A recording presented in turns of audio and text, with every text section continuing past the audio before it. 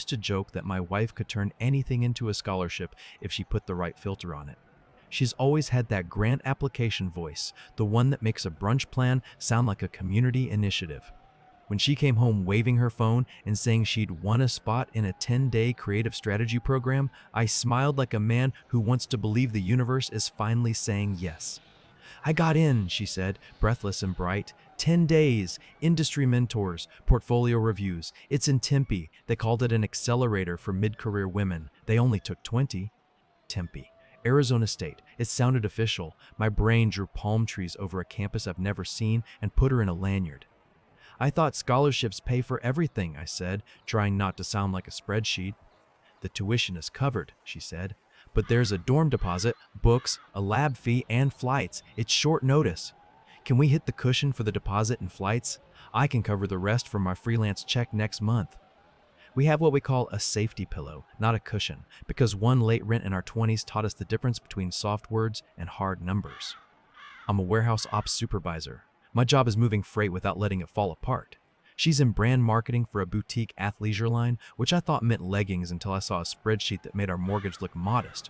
We were fine. We weren't flush. How much is the deposit? I asked. She named a number that didn't make me swallow wrong. I'll pay it back, she said. This will change everything. If you love someone long enough, you learn what their words are trying to buy. I said yes, because I pictured her in a classroom, hair in a clip, taking notes like a person being rebuilt. The next week was a montage. She ordered highlighters and a whiteboard and a set of neon sticky tabs that made our coffee table look like a Skittles accident.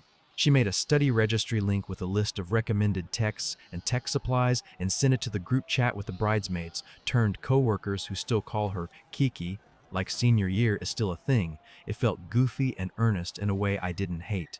People bought her a ring light, a lap desk, a noise machine. Her aunt sent a 100 for textbooks. Her boss promised a letter of recommendation for the next thing this thing would turn into.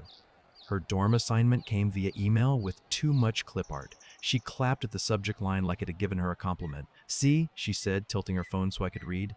South Residence, check in at 4. Curator will meet me. Curator, I said, because the word felt like a museum had wandered into a campus map. It's what they call the mentor, she said. It's artsy. Don't be old. The night before she left, she filmed a time-lapse of herself packing and set it to a lo-fi track. The caption read, "Back to school, but make it mid-30s. She blew me a kiss off camera and then did the be right back run toward her suitcase. I watched the loop 3 times and felt lucky in the dumb, quiet way luck feels when you catch it sitting on your couch with one sock on. Her flight was at noon. She wore a ball cap, a zip hoodie, and a tote that said, "Ideas are a job." I took a picture of her at the airport drop-off because I didn't know yet that a picture at an airport can turn into evidence. She texted me a wing pic, a latte pic, and a shot of her boarding pass. Then she sent a story that night, a desk, a whiteboard with scribbles, a cup of pens, and a caption midnight grind, day 1. There was a location sticker on the corner like a piece of confetti. Las Vegas, Nevada. I stared at it long enough for the phone to dim. I told myself it was a glitch. Location stickers lag, people repost. The internet loves to be wrong.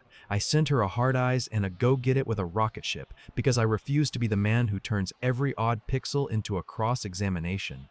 She didn't answer that, which didn't mean anything. We're not kids. We work. We sleep. We forget our phones under our butts on the couch and find them at 2 a.m. and pretend we didn't. Day 2, she posted a selfie at the dorm. Gray hall, gray carpet, a corkboard with a flyer for a campus blood drive. The caption said, "Dorm life, but make it cozy." There was a do not disturb hanging on the knob just behind her shoulder. The tall rectangular hotel kind with rounded corners and a slot, not the flimsy campus kind you slide over a knob. A sliver of patterned carpet peeked under her door. I know hotel carpet when I see it. It has this energy, swirls or squares that says spill-proof and secrets. I told myself, dorms get nice now. I told myself they have hospitality budgets and partnerships with chain hotels. I told myself I didn't want to be a man who can turn carpet into a problem. She FaceTimed me that night and gave me a tour, quick and cheerful. "Here's my desk," she said. "Here's the kitchenette. Here's the view." The view was a parking lot and a rectangle of another building with mirrored windows. In the reflection, I didn't see trees or bikes or quad. I saw a neon sign flicker red and the suggestion of a giant billboard's edge. Tempe has neon, so does everywhere. She yawned and blew me another kiss. First lecture at 8, she said. Curator said, come early, he's amazing. What's his name? I asked, because small talk is a way to not ask real questions. Luke, she said quickly. He's like a brand whisperer. He did campaigns you'd recognize. She grinned. He's intense. I knew a Luke. Not personally. I knew the name from an old story of hers, a boy she dated in her mid-20s who played bass in a band that got one good review and a free bar tab and then imploded in a way that made everyone sad and jealous. That Luke moved to the desert at some point. That Luke sends "Hope you're well" after midnight twice a year like a holiday that never makes the calendar. It could be a different Luke. America has a lot of Lukes. I put the thought on a shelf. I'd put the thought on a shelf. On day 3, the flight charge hit our card, and the dorm deposit hit our checking like we'd planned. Then a line item I didn't recognize appeared, a transfer to an account with a nickname I hadn't seen before. The memo read, Lab Fee, Luke Fund. I texted her and asked if the lab fee went through the school or the program. She responded with a photo of her hand holding a coffee and a caption, they do everything through cohorts. Stop worrying. The hand in the photo wore a fabric wristband. It was pink with cursive letters and a tiny gilded bell. I thought of festivals, then of the kind of hotel pools where you need a wristband to get a towel. I zoomed in because I'm human. The rim of the coffee lid reflected a blurry arc of gold letters on glass across the street. I turned my phone sideways. The letters could have spelled chapel. They could have spelled something else. The brain fills in what it wants. A coworker sent me her story with 5 laughing emojis. Bro, tell me you see the Vegas tag, he wrote. I typed a joking lie and asked him not to be messy. He double-tapped the lie and dropped it, because not all friends are arsonists. That night, she posted a boomerang of a notebook opening and closing with the caption, syllabus time. Somebody's elbow dipped into frame and out. It had a lightning bolt tattoo I'd seen before on a wrist hanging over the lip of a beer at a bar years ago when I first met her. I rewound the mental tape I pretend not to own. Luke had that tattoo. So do a lot of people. I hate that I keep saying that. She called late, voice thin like hotel Wi-Fi. We did brand archetypes, she said, giddy. I'm a rebel caregiver with a dash of sage. I'm a man who likes the same breakfast every day, I said. Do I get an archetype? She laughed. You're an anchor. That's a compliment. Day 4. A friend of hers posted a repost of the study registry link and wrote, help our girl buy books. I clicked it because I wanted to send her something, even if I'd already sent cash. The registry wasn't at a bookstore. It was at one of those universal sites where you can list anything from anywhere and have the money routed to a fund. The top category said textbooks and lab fees. The second said travel stipend.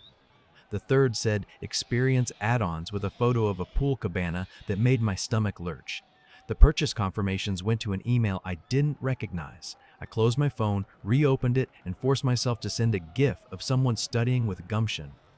In the afternoon, my mother called to ask if she could share the registry on Facebook. I said yes, because saying no would require provisioning a sentence I didn't have parts for. Day 5 is when the universe stopped bothering with subtlety. She posted a group photo.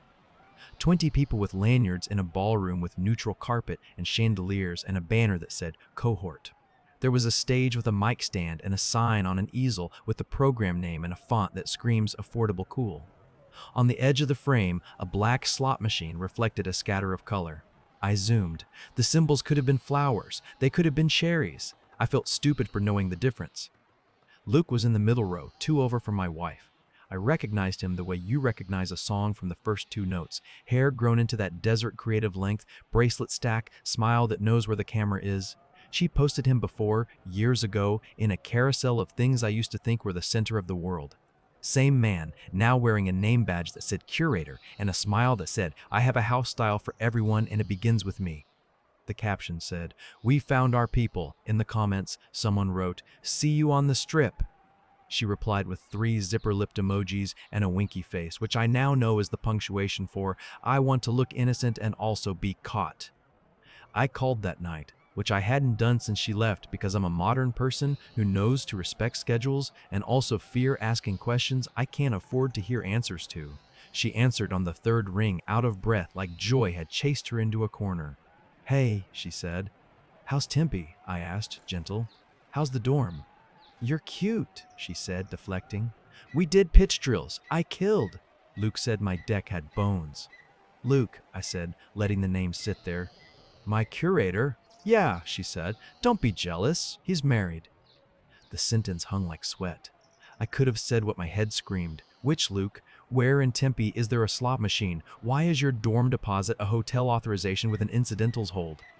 I didn't. I asked about the weather. We talked about nothing until the call lagged and gave us both an exit. That night, a DM slid into my requests. It was from an account with the kind of profile picture that looks cropped from a wedding, all shoulders and a hand on an arm. "Hi! I know you don't know me. Are you married to Kayla?" I stared at it until it timed out. I typed yes. The next bubble came fast. "I'm married to Luke. Can we talk?" I didn't answer. I put the phone face down and sat on the edge of the bed like a man trying not to stand up and execute a plan he doesn't have. The fan ticked. The neighbor upstairs dropped something and laughed. I went to the kitchen and poured water like it was a task worth doing right. In the morning, she sent me a close-up of her lanyard, lipstick stain on the edge of her coffee, and a caption, "Got my student badge." I looked at the badge long enough to memorize the font so that I could hate it for years. The badge sat on a table next to a paper wristband, blue this time, plastic with a little clip.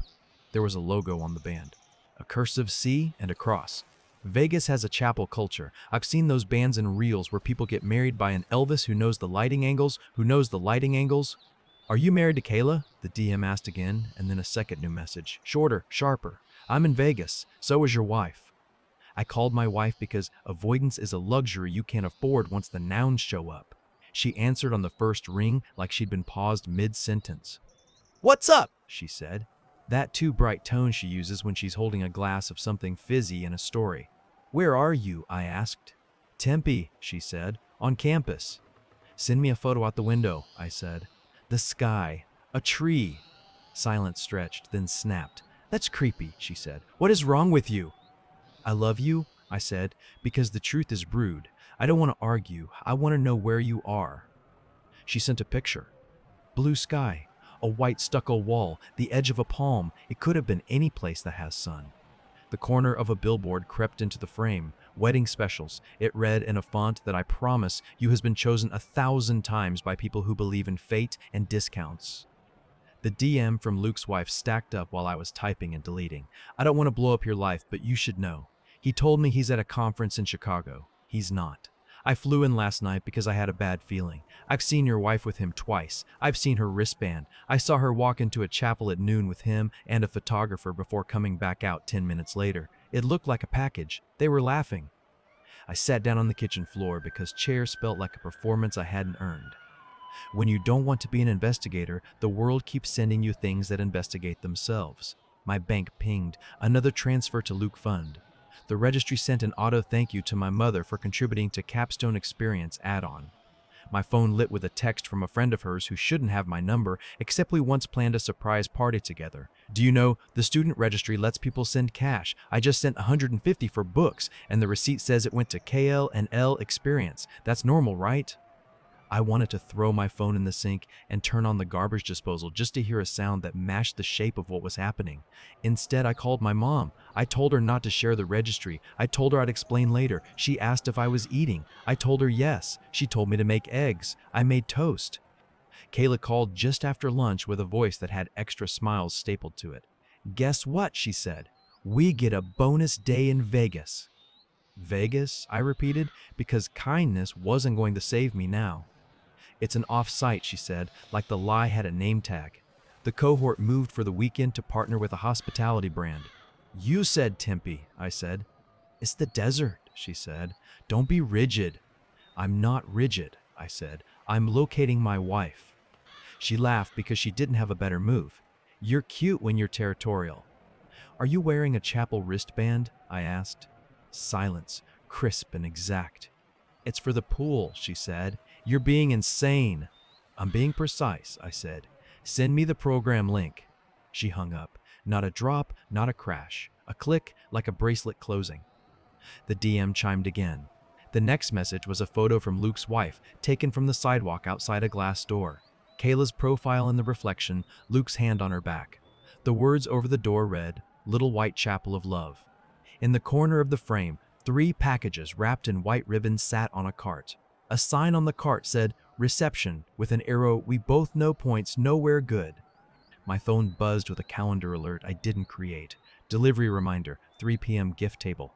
A registry platform had synced to my calendar weeks ago when I bought a present for a cousin. It pulls any registry you're linked to. Apparently, I was linked to a new one. I clicked the alert. It opened a page with a banner and a photo of a desert sunset and a headline, Celebrate KNL.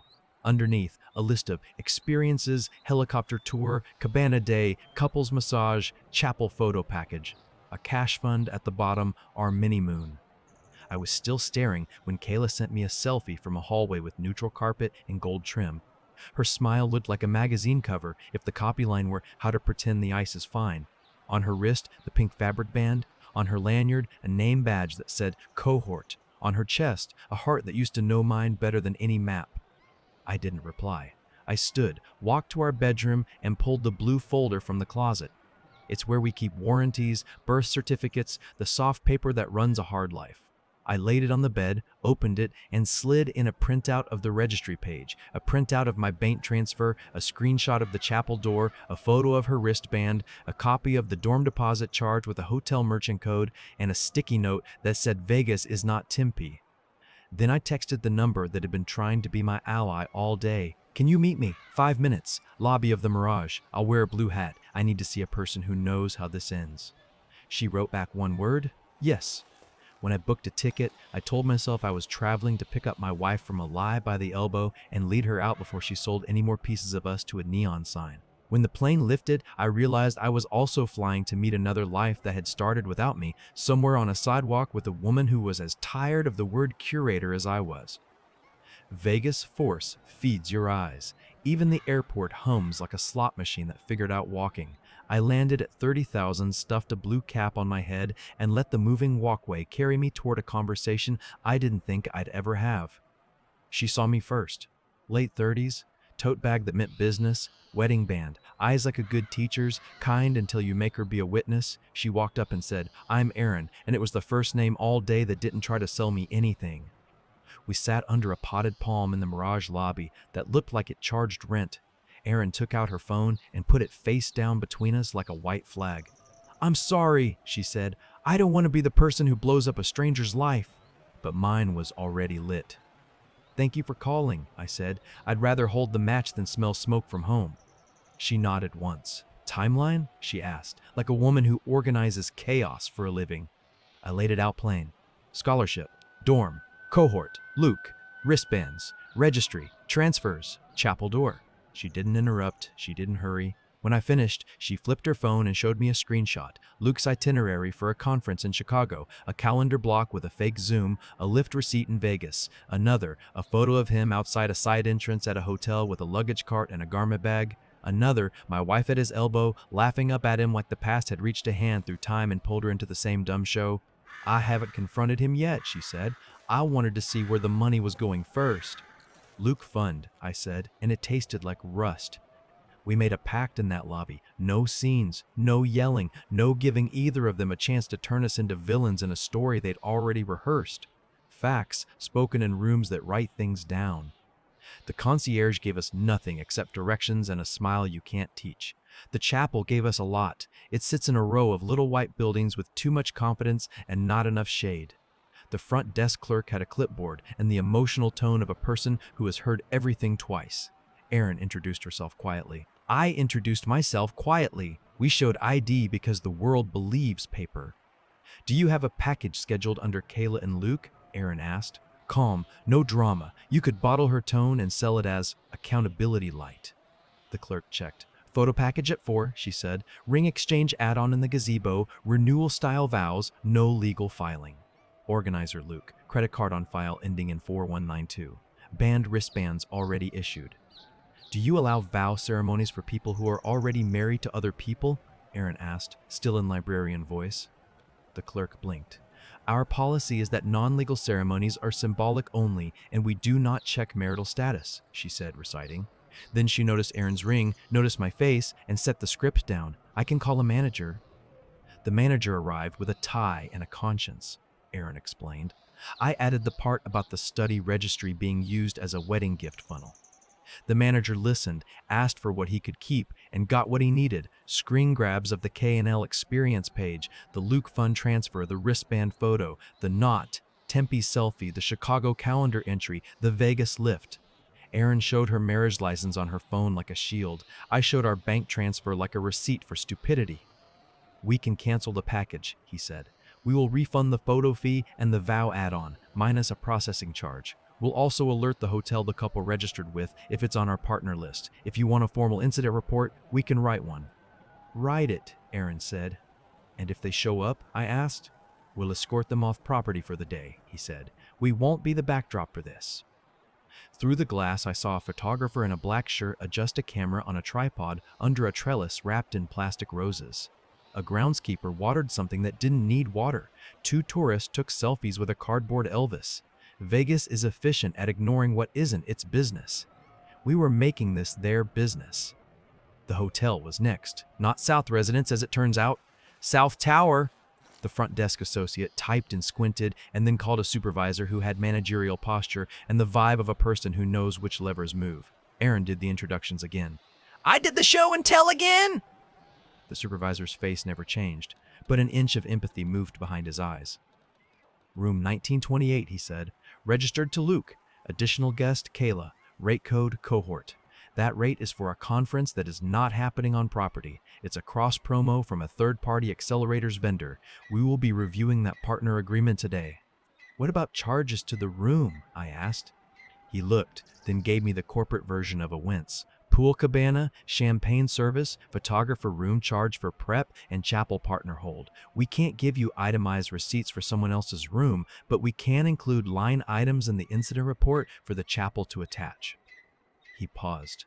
Do you want them trespassed? He asked, like a mechanic offering the fix you didn't know you could afford. Not yet, Aaron said. If you see them, please tell them both their spouses are on property and want to talk in a private room with a manager present. You want a conference room? He asked, already dialing. Please, she said. No bar tables, no lobby televisions, chairs, a table, and someone with a pen. He set us up in a tiny business center with 4 chairs and a pitcher of water and a clock that clicked its second hand as if nervous. 10 minutes later, a security officer stepped in. They're downstairs, he said. We told them spouses requested a conversation. They're on their way up with mixed enthusiasm. Mixed enthusiasm is generous. Luke came in first, jaw set, charm clenched like a fist. Kayla followed with the kind of smile you give a police officer at a traffic stop when you're still hoping for a warning. She froze when she saw Aaron, then me. Her hand went to her wrist out of reflex like she could hide the band by thinking. Hey, she said, like we were running into each other at Trader Joe's. We're not doing theater, Aaron said, calm, chair pulled out for herself, palms flat on the table. Sit. They sat. The manager joined us. The security officer stood at the door like a punctuation mark. Here's where we are, Aaron began, voice even. You booked a vow package at a chapel with my last name on your marriage license at home and his wife's money in your experience fund. That's not fair, Kayla said immediately. It's symbolic. It's content. It's an activation for the cohort. The manager raised a finger. We have canceled the package, he said, and we are refunding the charges. Our property and partners will not be used for content of this kind. Luke leaned back. Are you done? He asked Aaron, aiming for intimidation and landing on petulant. Not close, she said. She slid a printout across. Transfers from our joint account to something you labeled Luke Fund. You used community money to fund a weekend with an accelerators that is neither accredited nor professional. You lied about Chicago. You lied to the hotel. You lied to the chapel. You lied to me. He rolled his eyes. The account is joint, he said. It's my money too. Community money with a spouse's paper consent, Aaron said. You don't have mine. You have a paper trail. I slid the registry page into the pile. Friends and family bought books that turned into a cabana, I said to Kayla. People who love you thought they were funding a classroom. They funded a pool with bottle service and a vow photo op with a married man. It wasn't like that, she said, the lie already tired in her mouth. The program moved to Vegas for the weekend. The registry is how they do tuition add-ons. Your cohort has a welcome banner and a ballroom next to a slot machine, I said. Your dorm is a South Tower room with a minibar. Your curator's is your ex-boyfriend. She flinched. Luke cut in. Careful, he said to me. You don't know us. I know hotel carpet, I said, and I know when a lanyard is a costume. Aaron slid one more document into the stack. A printed copy of their marriage license. If you proceed with any ceremony in this city with my husband, symbolic or otherwise, I will file a petition for protective orders and inform his employer and the licensing board for his consultancy that he engaged in client boundary violations while misusing marital funds, she said evenly. And I will have already done the boring paper things that make those sentences matter. Don't threaten me, Luke said. That wasn't a threat, she said. That was the table of contents. The manager cleared his throat. Housekeeping has noted that your room has unauthorized filming equipment set up, he said. We do not allow commercial shoots without permits. This is now a property policy issue. We are asking you to pack and leave the hotel within 2 hours. We will refund the unused nights. Security will escort you to your room. If you require transportation to the airport, we can call a car. Kayla looked up at him like she might cry and get a different answer. He looked down at her like he's seen better tears. What did you think would happen? I asked her quietly, because the yelling had burned off and all that was left was the part of me that still loved the person she could have been. You thought you could do a wedding without consequences. You thought everyone who bought you books would clap for a photo. You thought the word scholarship was a costume loud enough to drown out a vow. She stared at the table. Luke reached for her hand under the guise of comfort, and because he likes props, Aaron watched him with the composure of a woman who has decided whose name goes on the file. Here's what happens next, Aaron said. You will both receive an email from the chapel confirming cancellation and refund. The hotel will send a formal incident report. I will be in touch through counsel with a demand for reimbursement for community funds used on this trip. Kayla, if you want to avoid your friends filing chargebacks for the registry funds, you will issue refunds through the platform within 48 hours. You will also send a message to every donor that begins with the words, I am sorry, and includes the sentence, this was not a scholarship. Do you understand me? Kayla nodded, a tiny movement, the only honest one I'd seen all week. Luke stood and tried to reclaim the room. We're done here, he said, to security with the entitlement of a man who's never had to meet an ending he didn't write. The officer opened the door and gestured toward the hall as if to say, I do this 12 times a day for less interesting reasons. They left. The manager exhaled. Aaron's shoulders dropped half an inch. I poured water and handed her a cup. We clinked like people who had just uninvited themselves from a life. The part where Vegas fixes it isn't real. The part where the adults do paper is. We walked to the little glass office off the lobby and filed incident numbers. The chapel manager handed us a printed cancellation with a stamp because stamps still mean something. The hotel emailed a PDF with policy violation in polite font. I forwarded everything to a folder labeled K&L Vegas Receipts. On the Uber back to the airport, my phone pinged. A registry platform notification, organizer has initiated refunds for K&L Experience. Another, organizer has removed your email from the registry. I laughed once, a sound that had less mirth than air. On the plane, Aaron and I sat in different rows because the universe has a sense of proportion. Before we deplaned, she walked past my seat and put a small card on my tray. It was a therapist's card. For after, she said, not instead. At home, I did the boring things that make the new life real. I called our bank and flagged the transfers as unauthorized use of joint funds for non-marital purposes. That phrase sounds like it belongs in old movies. It also makes fraud departments sit up. I sent the registry platform the chapel cancellation and the hotel incident report. I wrote a short note to people who had donated. If you made a gift to Kayla's study registries in the last week, please see attached. I am sorry. You can request a refund through the platform. If you need help, I will make calls. I kept it clinical and kind because I don't want to be one more person who turns a lie into a circus. Her boss called me the next morning sounding like a middle manager who has been handed everyone's feelings. Is Kayla okay? She asked. She will be, I said. Not with me. The next call was from Kayla's aunt, the one who had sent $100 for textbooks. She cried. Then she asked if she could make me lasagna. People show love. Weird. I said yes because love is a good thing to have in your fridge when your heart won't tell you what it wants to eat. Kayla came home to a house that didn't argue back. She had on a sweatshirt from the airport and a face that looked older in the corners. She set her suitcase by the door like a person who needs permission to exist in a room. I didn't make her ask. I didn't make her leave. I made coffee and told her what bills were due and where the folder was and that I had a meeting with a lawyer on Thursday. I told her I would be filing for divorce. She didn't beg. She did say, "I'm sorry," with a sincerity that makes me wish apologies could power a car. She sent the refund messages that night. I know because my mother called me and read hers out loud to me like it was a poem. "She used your exact phrase," my mother said. "It started with, 'I'm sorry,' and ended with, 'This was not a scholarship.'" The chapel refunded, the hotel refunded, the registry refunded. The platform sent an email that was a little too cheerful about learning moments and community standards and ended with organizer account restricted. Kayla's friends split into two lines like people at a buffet. Half sent me quiet texts that said versions of, "We love you." Half sent me nothing. "That's fine." Absence is its own answer.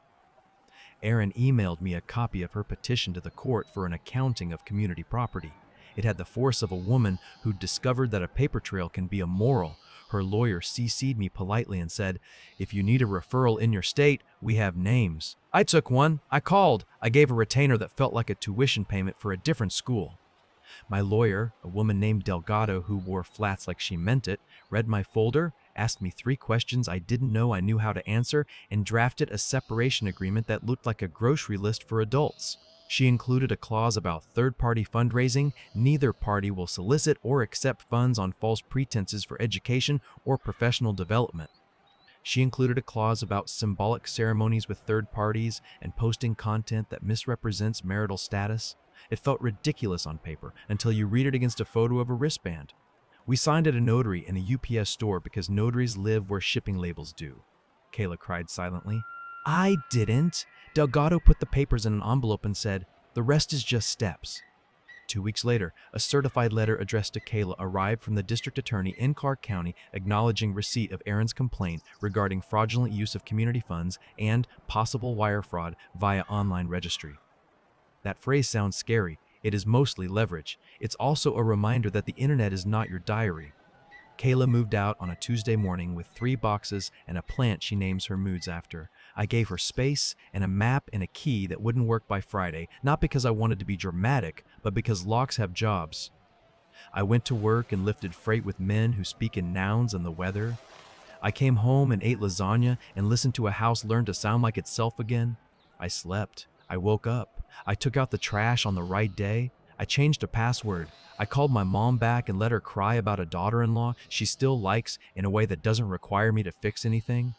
Months later, a friend of a friend sent me a reel of the accelerator changing its name and issuing a statement about clarified guidelines for facilitators. Luke's face was gone from their site. Erin texted me a screenshot that said consent decree in a docket listing. We didn't celebrate. We just sat with the quiet satisfaction of boring outcomes. If you want me to say I hate my ex-wife, I don't. I hate the version of her that thought a wristband could replace a vow. I hate the way the word scholarship sounds in my mouth now, like it's wearing a wig. I hate that my mother learned to request a refund on a secular cash registry when all she wanted was to buy her daughter-in-law a book. I love that the chapel had a manager with a tie and a spine. I love that a hotel supervisor knew which lever to pull. I love that an HOA somewhere is probably writing a new clause about cohorts as we speak. I love that Erin sat across a table from a mess and didn't learn to be messy. If this finds you scrolling a registry page with a banner that says experience and your stomach making tiny fists, here is your permission to be the boring adult. Call the property, call the platform, print the page, ask the unromantic question. Vegas isn't special. Every city has a chapel and a pool and a person with an old flame and a new idea. The difference between a story and a scam is a receipt. What would you have done? Stayed home and waited for the content to trickle down, or flown to the desert and asked a manager for a room with a table and a pen, texted her friends to shame her, or quietly sent refunds to people with kindness in their wallets? Would you have yelled in the lobby or said, "Write it down," until everyone who needed to know how to spell your name? Tell me in the comments. Be honest. If this story held you, hit like so. It finds the next person staring at a wristband and a selfie and trying to decide if they want to live in a world where vows are props. Subscribe for more long, messy, painfully human stories where the twist isn't cinematic. It's a refund, a cancellation number, a blue folder, and a man who picked the manager over the meltdown.